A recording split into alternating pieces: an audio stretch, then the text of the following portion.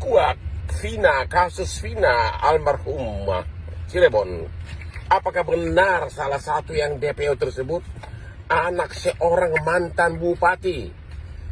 Hayo penyidik segera turun ke lapangan. Panggil mantan bupatinya. Ayo, ini jutaan rakyat Indonesia menunggu. Apakah benar salah satu pelaku yang DPO adalah anak mantan bupati? Sudah viral di mana-mana.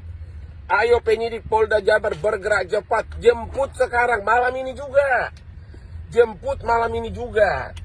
Langsung sita semua handphonenya, semua sama istrinya, sama anak-anaknya, sama bapak, ibunya, opung, nenek, kakeknya. Oke, saya bicara ini sebagai kuasa hukum dari keluarga almarhumah. Yang oknum-oknum yang mengatakan bahwa ini adalah kecelakaan tunggal di jalan raya. Mohon segera diproses pidana oknum-oknum tersebut. Selamat malam, pemirsa, ini sebenarnya sangat tragis. Kami kembali mengurai kejadian yang terjadi pada 2016 silam. Berkas ini sangat tebal, ini merupakan berkas BAP yang pertama, kasus pembunuhan Vina. Malam hari ini kami akan coba mengurai apakah betul ada kejanggalan dalam pembunuhan keji terhadap Vina dan juga Eki pada Agustus 2016. Kami menghadirkan seluruh pihak malam hari ini, baik itu keluarga, orang tua dari Vina, kemudian ada juga mantan terpidana kasus pembunuhan Vina yang baru-baru ini muncul dan mengklaim bahwa dirinya merupakan korban salah tangkap dari kepolisian. Kami tidak ingin spekulasi ini sangat liar di publik. Kita butuh juga pembicaraan yang memiliki bukti. Kalau memang ada kejanggalan yang betul tidak pas sesuai dengan kronologi kejadian, maka malam hari ini akan kami buka semuanya di catatan demokrasi. Saya akan perkenalkan satu persatu. Selamat malam. Sekali kami turut berduka dengan keluarga dari Vina, dari orang tua Vina yang sudah hadir, ibu dan juga bapak. Terima kasih banyak malam hari ini berkenan hadir, serta kakak kandung dari Vina, Mbak Marliana, yang selama ini menemani orang tua dan berani berbicara di publik sebagai juru bicara keluarga almarhumah Vina. Saka Tatal, mantan terpidana pembunuhan Vina. Selamat malam, Saka. Boleh digunakan mic-nya, Saka. Selamat malam. Kemudian Ibu Titin Priyalianti, pengacara Saka Tatal. Malam, Bu Titin. Selamat malam. Ramadhani, putra mantan wakil Bupati Cirebon. Ramadhani. Selamat malam.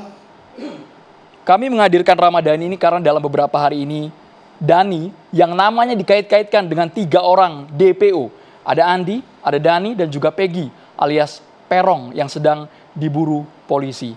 Dani malam hari ini akan berbicara belak-belakan. Apakah betul yang selama ini disasar oleh publik itu fitnah semata, ilusi, atau seperti apa? Nanti Dani juga berbicara.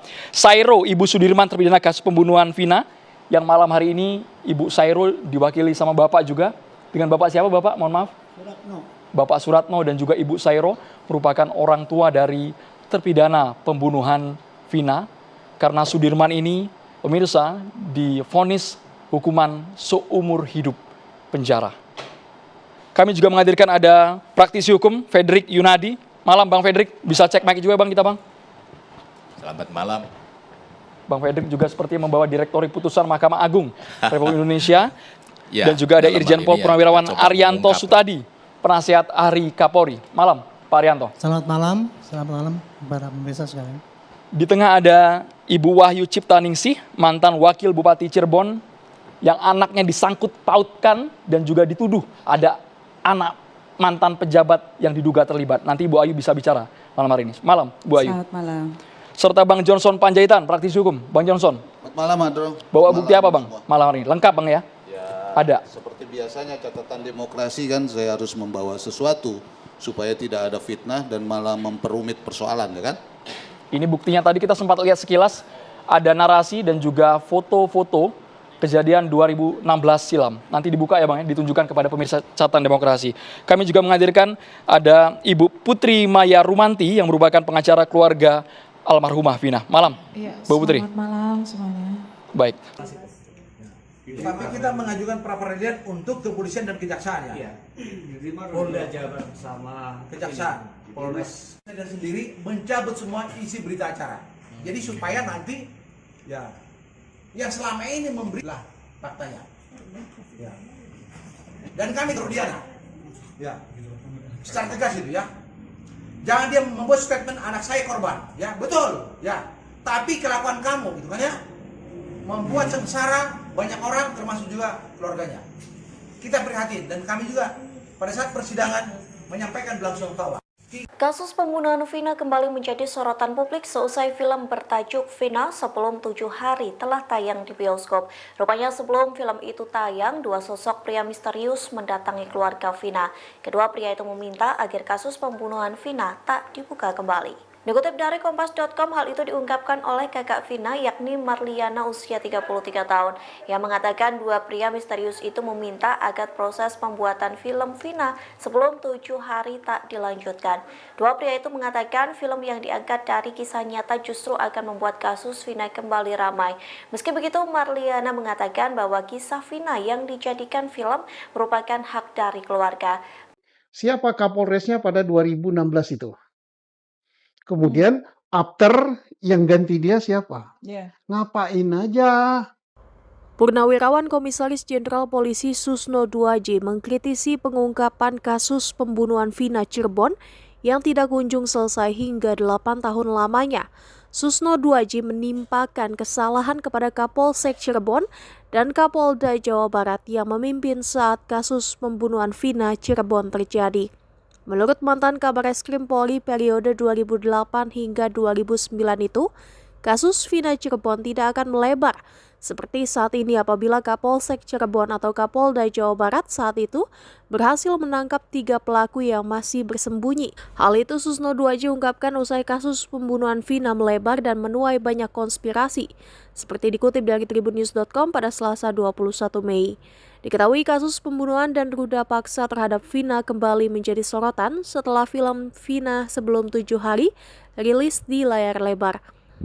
Isu liar keterlibatan polisi hingga Bupati Cirebon terlibat muncul dari publik yang curiga dengan penanganan kasus pembunuhan yang dianggap lambat dan jalan di tempat. Susno Duaji pun menilai wajar ketika masyarakat protes atas kinerja Kapolres Cirebon dalam kasus Vina. Dia menyindir Kapolres Cirebon yang tidak mampu menangkap 3 DPO yang dianggapnya kelas teri ketika ada penjahat kelas kakap lainnya yang masih berkeliaran seperti teroris hingga perampok. Tak hanya Kapolres Cirebon, Susno juga mengkritik kinerja Kapolda Jawa Barat dari tahun 2016 hingga sekarang yang terkesan tidak melakukan apa-apa terkait 3 DPO tersebut. Sosok yang juga pernah menjabat Kapolda Jawa Barat tahun 2008 itu menilai wajar ketika masyarakat menganggap adanya isu bahwa 3 DPO yang belum tertangkap adalah anak perwira pejabat atau perwira polisi. Diketahui saat peristiwa pembunuhan terjadi, Brigjen Adi Vivit Agustiadi Bahtiar menjabat sebagai Kapolres Cirebon. Sementara Irjen Pol Purnawirawan Dr. Andes Bambang Waskito saat itu menjabat sebagai Kapolda Jawa Barat. Namun Bambang hanya menjabat sebagai Kapolda Jawa Barat selama 8 bulan saja.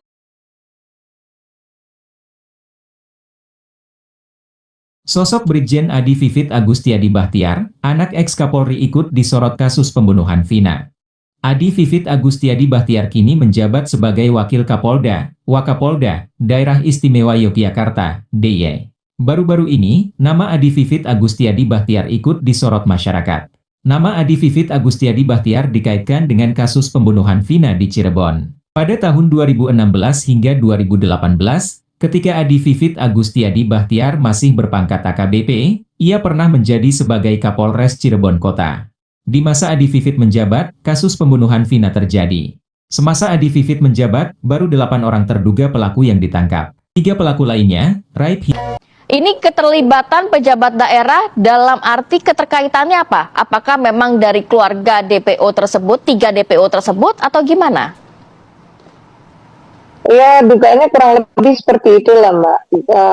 Keluarga dari 3 orang DPO tersebut. Tapi sebenarnya ini bukan 3 ya, 4 yang di dalam BAP itu sebenarnya ada 4, Mbak.